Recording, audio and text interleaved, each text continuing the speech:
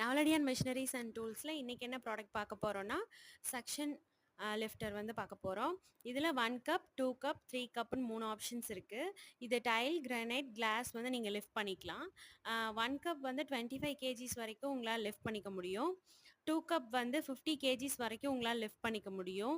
3 cup வந்து 100 KGs வரைக்கும் உங்களால் லிஃப்ட் பண்ணிக்க முடியும். உங்களுக்கு இந்த லிஃப்டர் வேணும் அப்படின்னா ஸ்க்ரீனில் தெரியிற நம்பருக்கு கால் பண்ணுங்கள். தேங்க்யூ.